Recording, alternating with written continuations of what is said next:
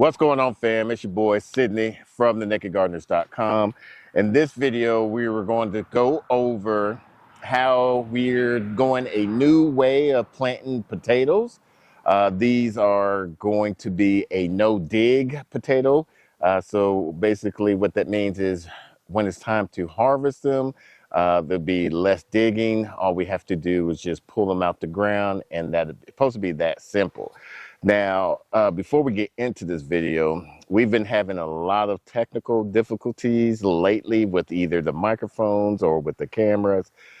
Just when we figured that we solved the issues with the volumes and the mics, the GoPro died on us for some strange reason. The video is still good, so we're going to show some B-roll over the information that I'm going to be sharing with you. Now, the way that we prepared this bed is this is a 32-foot long bed, 30 inches wide. How we prepped this was we cut the area very low with the lawnmower, try to get as low as possible. And then we put cardboard on top of that, and then with some soil, and then we kind of prepped it out. Now, I prepared this bed the same day that I bought the potatoes. And once I had the soil all laid out, we got some series of rain. And what the rain does is kind of compact your soil if you don't have it covered. Now, there's two types of potatoes. You have your determinate potatoes and you have your indeterminate potatoes. Now, for your determinate potatoes, those are mostly geared for like backyard gardeners, homesteaders, because they're short and early harvesting time. You can harvest these anywhere from 70 to 90 days, and they're smaller, not as big as the larger potatoes like the russet, which those are the indeterminate potatoes. Now, with the indeterminate potatoes, you have to hill them up, and once that stem goes up from the soil or for the hay, whatever that you're growing them in, you add some additional hay or soil on top of that. And from those stems, that's when you have some more sprouts of your potatoes. Now, those are a larger variety potatoes, like I was saying, the russet and the other potatoes. Kind of, from what I was told, they're a little bit more starchy. Now, I got these potatoes from Callaway's. These are the red Pontiac that I got from Callaway's. And they're a good variety. I know y'all probably see me do a video of Callaway's. They have a vast amount of plants there, from gardening to trees to bushes, fruit bushes, shade trees, indoor plants, things of that nature. But with these potatoes, these are the red Pontiac potatoes that I was able to cut pieces of the potato to where I can get at least 2 eyes on them, and then allow them to scab over. You could normally plant them about 1 to 2 days. After you do that, I actually waited about a week, and that kind of bit me in the butt, because when I did these beds, we got a few days of rain, and that rain kind of compacted the soil where it was hard to dig in.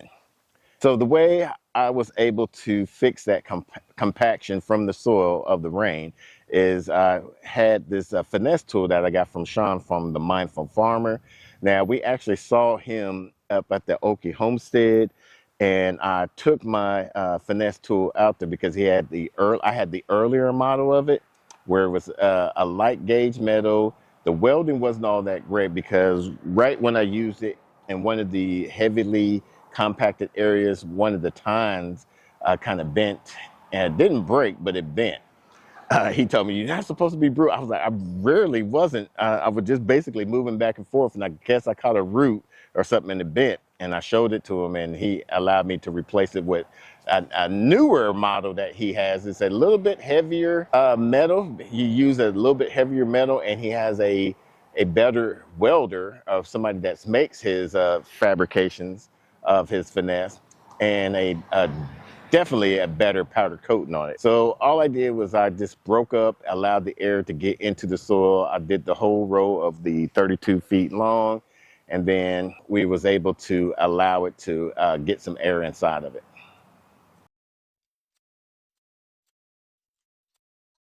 Now, I'm interested, if you're growing potatoes, I want to know what kind of potatoes that you're growing, and what method are you growing them in? Are you doing them in containers and ground? Are you doing it in some hay, the straw bale method, the Ruth Stout method? Comment down below, let us know.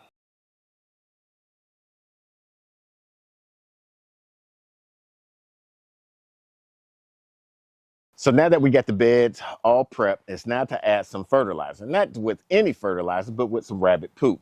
Now, I designed this rabbit hutch to where I can catch some of the rabbit poop from the rabbits and add it directly onto our garden. Now, with rabbit poop, it's considered a cold manure where you could add it directly onto your garden or houseplant without killing it by high nitrogen contents in the poop. What I did was I just took some of the poop, put it in our little gorilla cart, and then I sprayed it out evenly as much as possible into the beds.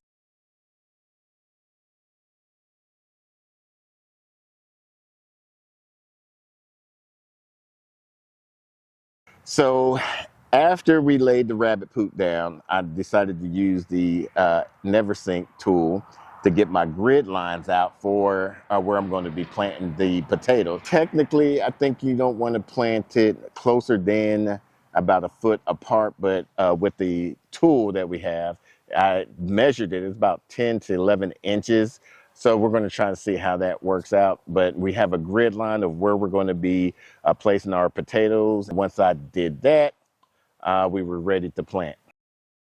So after we got our intersecting lines from the grid, I was able to start planting the potatoes. And with the potatoes, we did the eye side up. So that way that eye will eventually become the stem and be able to break through the hay. I probably will do, even though it's not required, I probably will hill at least one more time once the stem gets about 4 to 6 inches. But other than that, after it grows above that first hilling, I'll just let it keep on growing until it dies off.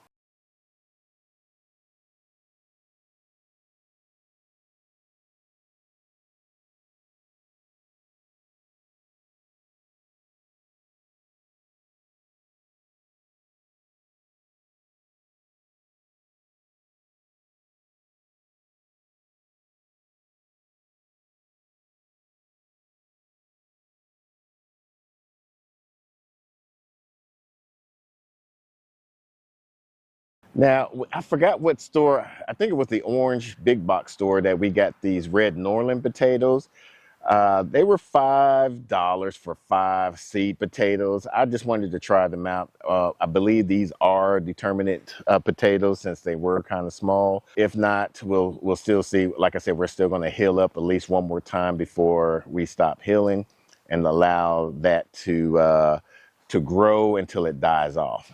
Now, I had some leftover Dixondale onions that my man Chris from Back to Our Roots told me about, and I've already planted like 200 plus onions of them in a previous video, and so I had about 60, maybe 100 leftover onions for these beds, so I decided to go ahead and plant them, interplant them with the potatoes. Hopefully that will kind of deter the potato beetles from harming out these potatoes, especially their leaves. So we'll see how that goes. All right, so we got everything planted from our potatoes and our onions. Now it was time to add the hay on top of everything. In our previous gardens, I rarely mulch for the simple fact when it's time to change out that crop for another one, I hate the fact that we have to move that mulch away. However, with the air pollination that of weeds that we had this year, I'm definitely going to put that in consideration and do it more. Even thinking about doing some raised beds. But for with potatoes, the reason why you want to mulch those or at least cover them up with soil because they will eventually turn green once they hits the sunlight. Now, a lot of people will say that they're not toxic, but the taste is not palatable. You can still eat them, but like I said, it's not palatable. You probably won't enjoy the taste of it. That is one of the main reasons why we're going to make sure we put a lot of hay on top of these potatoes.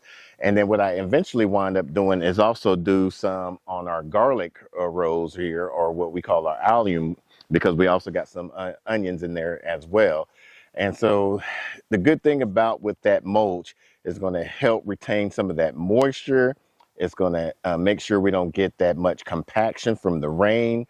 Hopefully we're kind of out of the rainy season right now, going into the heat of the summer, or what we have is a quick spring, then the summer. So it's going to allow the roots and that soil to stay cool and protected from the UV rays. So we did the mulch all through these rows. After that, we watered the hay down so that way the hay wouldn't blow around.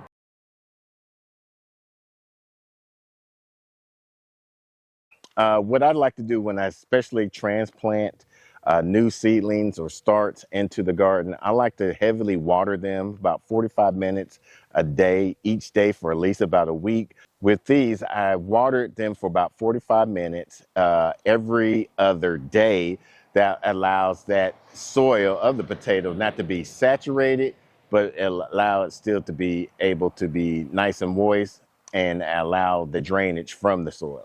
This way is supposed to be an easy way where you don't have to dig, or if you're grown in containers, don't have to top over the container to search through your potatoes. Hopefully we'll get a good harvest off of this. And if this does go well, then we won't have to worry about buying potatoes for the rest of the year, or at least for a year.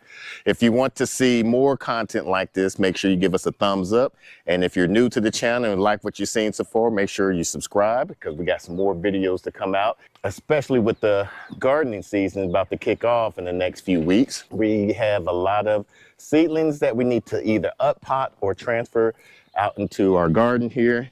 So until the next video, let's grow together.